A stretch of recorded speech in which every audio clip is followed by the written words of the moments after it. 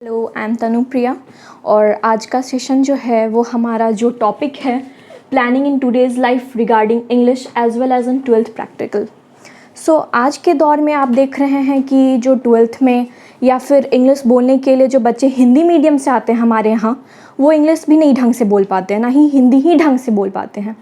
तो इस चीज़ में हम लोग को ओवरकम करने के लिए ये जो चैनल बनाया गया है इंग्लिश डेली डोज, इस पे वर्कआउट कर रहा है ताकि हमारे सोसाइटी में ये कोई प्रॉब्लम ना आ पाए। तो इसको ओवरकम करने के लिए आइए हम लोग कुछ इस चीज़ों के बारे में देखते हैं कि क्या करना चाहिए क्या नहीं करना चाहिए। तो पहले तो मैं आऊँगी अपने प्रैक्टिकल पे, जो कि ट्वेल्थ का भी चल रहा है, ट्वेल्थ का प्रैक्टिकल चल रहा है। तो मैं पहले ट्वेल्थ के प्रैक्टिकल के लिए दिखाऊंगी कि बायो से स्टार्ट करना चाहूँगी। तो बायो में जैसे कि आपके लिए वाइवा में कुछ इजी से क्वेश्चन पूछे जाते हैं, जैसे न्यूक्लियस क्या होता है, फिर से डीएनए का फुल फॉर्म क्या होता है, डबल हेलिक्स किस में होता है, आरएनए में होता है या फिर डीएनए में होता है, और इसमें कितने बेस पेयर्स होते हैं, उसमें टोटल जो कोडोन्स होते हैं वो कितने होते हैं, इन सब चीज़ों के बारे में हम लोग चर्चा करेंगे। तो फिर हम लोग अब क्लास लेते हैं, ठीक है। जैसे कि डीएनए का मैं फुल फॉर्म लिखने जा रही हूँ, deoxy ribo nucleic acid, okay. और जैसे कि मैंने बताया था न्यूक्लियस किसे बोलते हैं,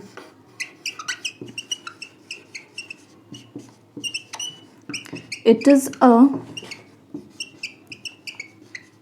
मास ऑफ सेल्स। फिर जैसे कि म्यूटेशन किसे बोलते हैं, उसके बारे में हम लोग देखेंगे।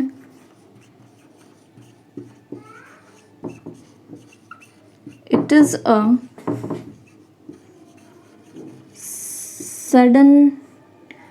सडन और यस सडन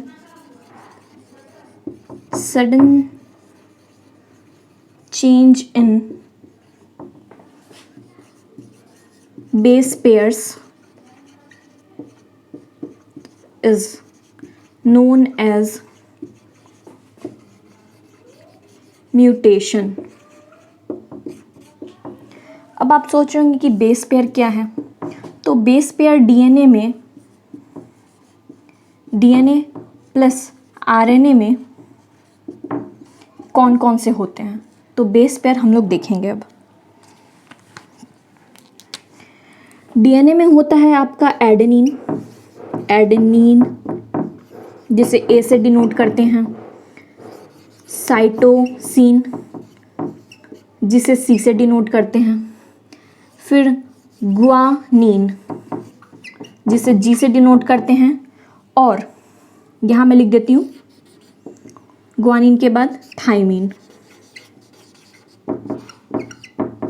बस डीएनए और आरएनए में एक ही डिफरेंस है, यहाँ थाइमिन होता है और इसके जगह पे यूरासिल होता है। जैसा कि आप लोग जो भी ट्वेल्थ का पेपर दे रहे हैं वो लोग जानते होंगे कि थाइमिन डीएनए में होता है और यूरासिल आरएनए में होता है, यही बेसिक डिफरेंस होता है। इसमें एक और क्वेश्चन पूछा जा सकता है ये कि RNA and DNA, why DNA is more suitable for human genetics. तो इसका सिंपल आंसर ये हो सकता है क्योंकि वो स्टेबल होता है, इसीलिए डीएनए को ही हम लोग रखते हैं हमारे ह्यूमन जेनेटिक्स में, ठीक है। अब हम लोग आते हैं दूसरे टॉपिक पे, जो कि हमारा इंग्लिश का टॉपिक है। तो इंग्लिश में अगर आपको कुछ अगर अच्छा करना है तो सबसे पहले मूल मंत्र याद रखिएगा कि आप वोकैब्स यानी वोकैबलरी पे ध्यान दीजिए। तो अब हम लोग दूसरे टॉपिक पे आए हैं, इंग्लिश। सो पहला टॉपिक हमारा होगा वोकैबलरी हमारे लिए बहुत इंपॉर्टेंट है, क्योंकि अगर आप वोकैबलरी नहीं जानिएगा तो आप उस पर बोल नहीं पाइएगा। जैसे आपको सिंपल वर्ड्स, सपोज दैट आप कोई भी वर्ड ले लीजिए, जैसे कि सप का मीनिंग आप लोगों में से जिनको भी आता होगा आप लोग कमेंट बॉक्स में जरूर कमेंट करें, ठीक है। और जिनको नहीं आता मैं उनको बता दूँ कि सप, एक सेकेंड में,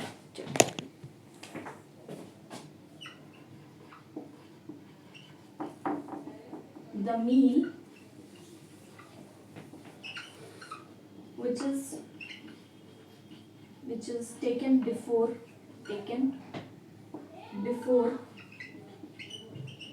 going to bed। इस तरह से हम हमारा एक वोकैब हम लोग ने आज देखा कि सपर एक तरह का वर्ड है जिसमें हम लोग जो खाना खाते हैं सोने से पहले, छोटा सा मील होता है, ज़्यादा नहीं, हल्का फुल्का होता है, उसे हम सपर कहते हैं, ठीक है। और ल्यूनैटिक, ल्यूनैटिक हमारा दूसरा वर्ड होगा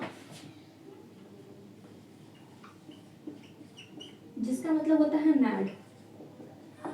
आप लोगों में से जिनको ऑलरेडी आ रहा होगा तो प्लीज़ आप उसे कमेंट बॉक्स में डाल दें। सॉरी, 2 मिनट के लिए माइक का प्रॉब्लम आया होगा तो मैं फिर से रिपीट कर देती हूँ। तो हमारा आज का पहला वर्ड है सपर, जिसका मीनिंग होता है the meal which is taken before going to bed. मतलब सोने से पहले जो हम लोग हल्का फुल्का मील लेते हैं उसे हम लोग सपर बोलते हैं। एंड जो दूसरा वर्ड है हमारा लुनैटिक, लुनैटिक का मतलब होता है मैड, मैड मीन्स पागल। तो जैसे कि आप लोग जानते हैं, हिज क्रेजी, सिंपल वर्ड है, ये सब बहुत इजी वर्ड है। मैड ये भी सिंपल वर्ड है, लेकिन लुनैटिक ये थोड़ा सा क्वाइट यूनिक है। आप लोग में से बहुत लोग को नहीं पता होगा, लेकिन आप लोग इसमें से जान सकते हैं, ये वर्ड हो गया। और जिन्हें पहले से पता होगा वो इसे कमेंट बॉक्स में कमेंट करें, ठीक है। तो और जैसे कि हम लोग अब दूसरे टॉपिक पे आते हैं, ये हमारा पहला टॉपिक कवर हो गया वोकैब, वोकैबुलरी बहुत इंपॉर्टेंट है। अब दूसरा टॉपिक है ग्रामर। आपको ग्रामर अगर नहीं आएगी तो आप प्रॉपरली खाता है, जाता है, खाती है, आपको पता नहीं कि किस में स्त्रीलिंग है, पुल्लिंग है, कहाँ पे क्या करना है, उसके साथ कहाँ पे कौन सा अप एंड डाउन प्रीपोजिशन क्या लगाना है, कंजंक्शन कौन सा लगाना है, इंटरजंक्शन कौन सा लगाना है, यही नहीं पता होगा तो आप ग्रामर मतलब बोल नहीं पाइएगा ठीक से इंग्लिश। तो ग्रामर होना बहुत ज़रूरी है, ठीक है। तो दूसरा टॉपिक हमारा कंप्लीट हुआ।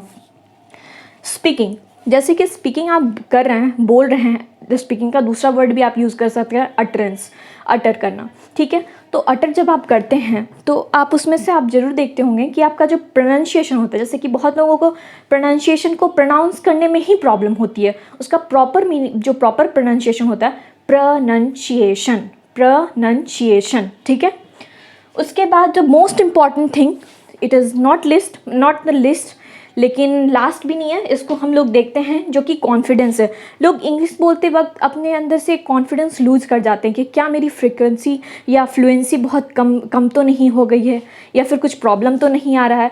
तो आप उसमें एकदम से नहीं, अगर आपका वोकैब सही है, ग्रामर सही है, प्रोनाउंसिएशन सही है, तो आप एकदम फ्लुएंटली बोलिए। तो आज के इस टॉपिक में हमारा ये चारों टॉपिक कवर हुआ और इसी के साथ हमारा आज का सेशन ख़त्म होता है। Thank you.